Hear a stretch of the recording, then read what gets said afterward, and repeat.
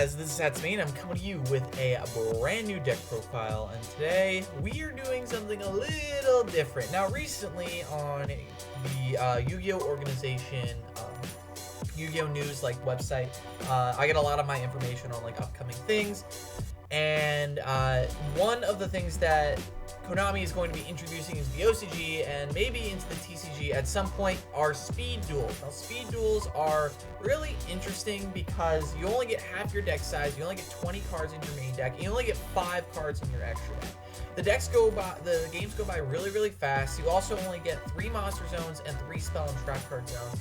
You still get your normal pendulum zones, but everything else gets cut down.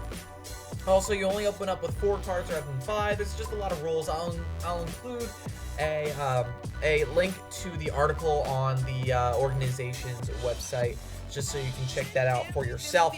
But I thought it'd be interesting to take a little different look at Dinomist in the terms of speed dueling, and I'll explain why I made certain decisions as well, because this is rather new in terms of really people knowing what it is. So let's get into it. First, for the Dinomist, I am playing 3 Terran and 3 Plesio's. Terran gets a lot better in this deck, mainly because of the fact that the game is a lot faster.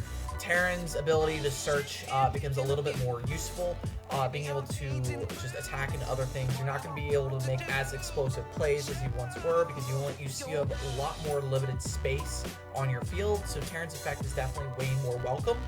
And then Plesio's is a little bit less useful, but his effect definitely comes in with his... Basically, it's just, again, you lose 100 attack and defense for each Dynamist card you control. At most, you're going to have, rather than 12 Dynamist monsters on the field, you're going to have, at most, 8 cards. So, but regardless, that's at most minus 800 attack and defense, which is still ridiculous. I'm also playing 3 Ceratops, 2 Brachion, and 1 Rex. The 1 Rex is pretty useful, just at 1, though. I don't want to have too many of them, mainly because he's the hardest one to get out.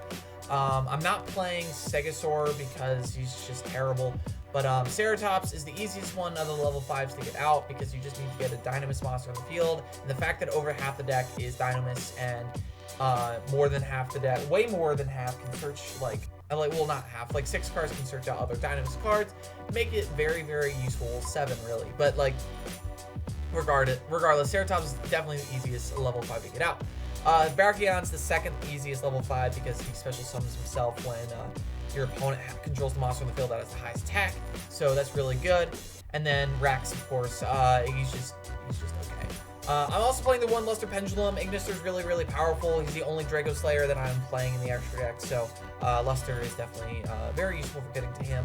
So that's really the only reason why I'm playing Luster, other than the searchability part, but that's okay as well. I'm playing 3 Dynamist Charge.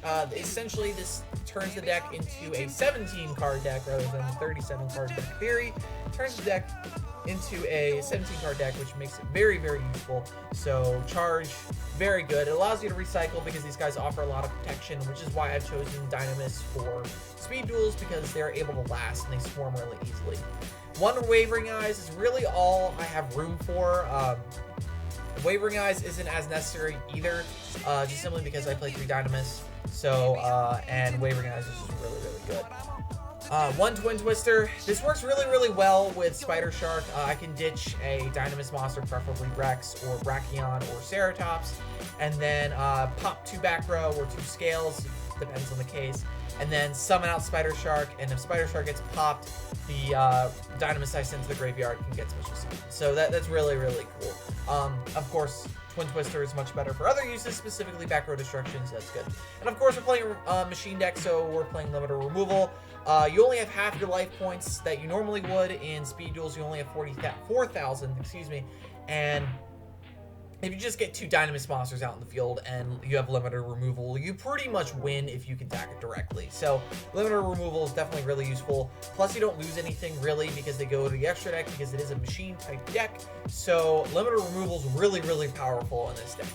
And then finally, I'm playing 1 trap card because traps are really slow, or even slower in this type of style than than normal, just simply because, again, there's only 20 cards in the deck. You don't need as much negation. Solemn Warning I felt like was the best one because you can't really disrupt it, and while it does essentially, you're essentially paying half your life points, I feel like it's really disruptible and really helps you out when you need it to. So it makes it a little bit more skillful in terms of when you play it. So that's really it, and really you can sub Solemn Warning out for something like, what's it called? Grand Horde of Heaven, but that's really up to you. Moving on to the extra deck, again, you only get 5 spaces for the extra deck, and really, essentially, I'm playing 4 monsters because Cyber Dragon Nova is just going to be used as overlay unit. But Ignister Prominence, of course, I'm playing him. He's the best synchro in the game right now. So, of course, I'm going to play him. He's just really ridiculously good. I'm playing 2 Hope-Woven Dragon Spider Shark, number 37. He is really good at getting your OTKs fast and hard. If you can get out a bunch of Dynamists, if you can get out, it's very possible to get out 4 Dynamists in one turn. Basically, Pendulum summon 3, and then you overlay into a Dragon Shark, and then the Dragon Spider Shark, whatever, and then you normal summon another Dynamist, and you activate Hope-Woven Spider Shark's ability to lower all your opponent's monsters by 1,000, and